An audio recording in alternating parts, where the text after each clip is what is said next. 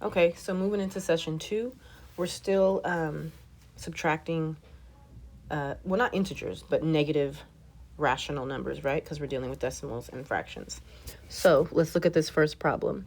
They're telling us that during December, make sure you always read and annotate, the average daily temperature is negative 1.7 degrees Celsius.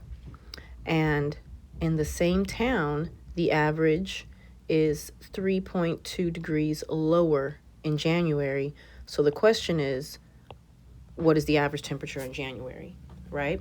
So if this were represented on a number line, they're telling us if this is 0, in January, it's here. In December, it's here, negative 1.7. Then it's lower, so it's dropping, right? It's getting more negative. And it's getting more negative by 3.2.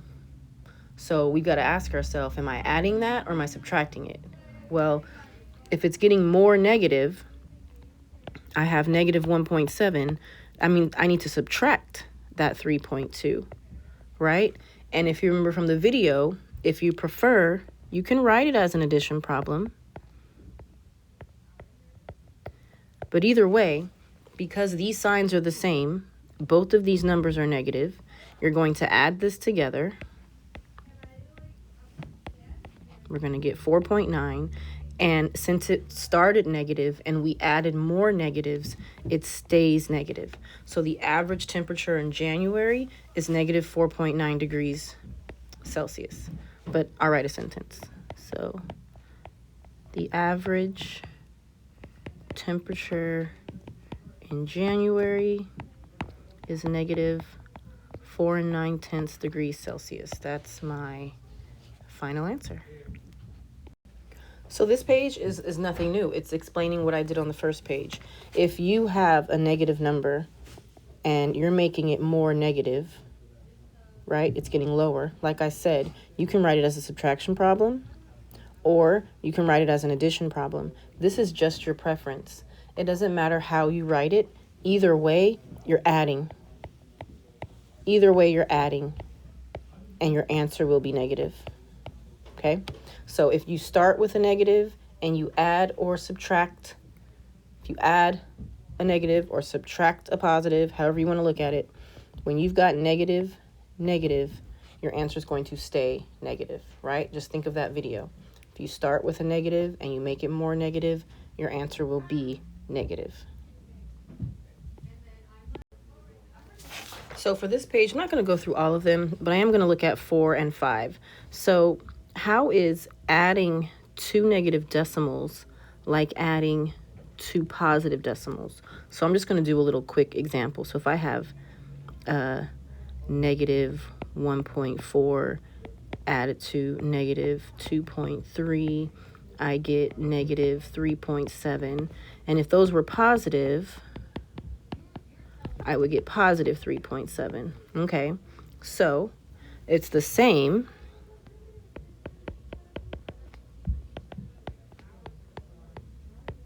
It's the same because you add for both. It's different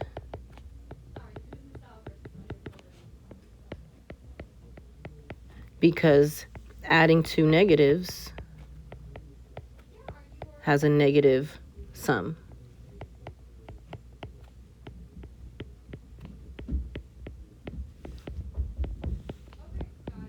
Right? If you add the 2 negatives, your answer is going to be negative. Whereas if you add the 2 positives, your answer is positive. How is subtracting a negative decimal like subtracting a negative integer? And so for this one, right, if I have 3 minus negative 2, I'm going to get 5. And if I have, 1.2 minus negative 2, I'm going to get 3.2. So how are they the same? For both, right, the sum is greater than what you started with. So even though I'm subtracting, I started with 3 and I end up with 5. So for both, the result is greater than the starting number.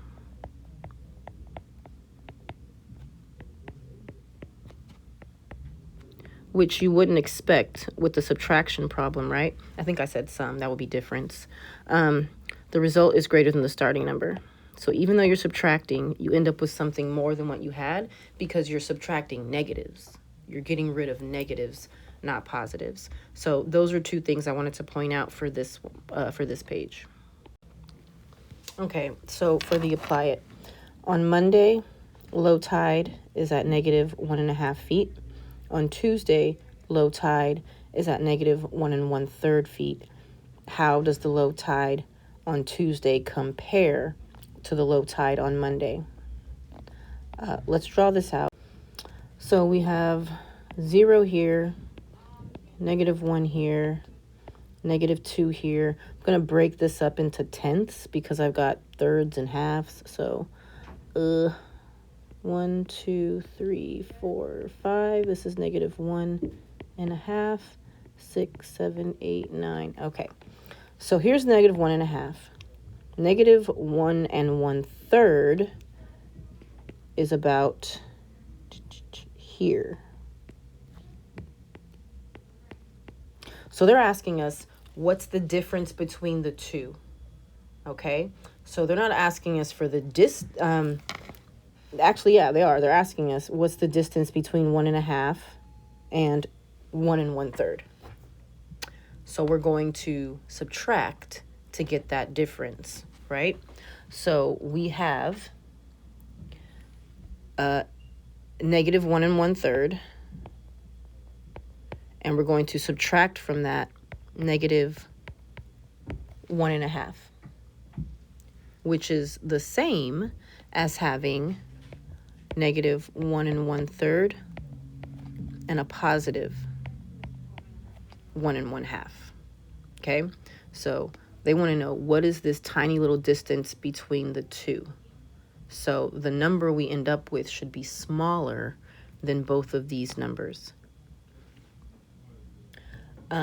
So I need a common denominator. So it's going to be 6. Let me just show you all my work. 1 1/3, I'm going to multiply that by 2 to get 2 6. And 1.5, I'm going to multiply by 3 to get 3 6. Okay, this is a negative and this is a positive. So I can't do this, right? Because my larger number's on the bottom. So I'm going to flip it around. So I have 1 3 6 minus 1 2 6. So the 1s are gone, and I'm left with just a distance of 1/6. Now, is it positive or is it negative? The 2 6 was negative, and the 3 6 was positive. So I have more positives than negatives. So my answer is the low tide on Tuesday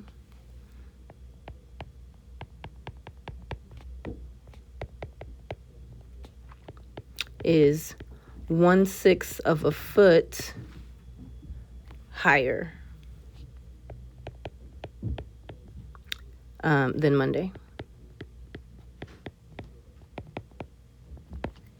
So if that's a little confusing, looking at the picture, here's where Monday is at negative 1.5, and Tuesday is up here at negative 1 1/3, because this is getting closer to being at ground level, because 1/2 is a bigger fraction than a third. So that means 1.5 is deeper. So it's a little confusing with the fractions, but looking at it on the picture, I think makes it easier to see that it's actually higher on Tuesday than on Monday.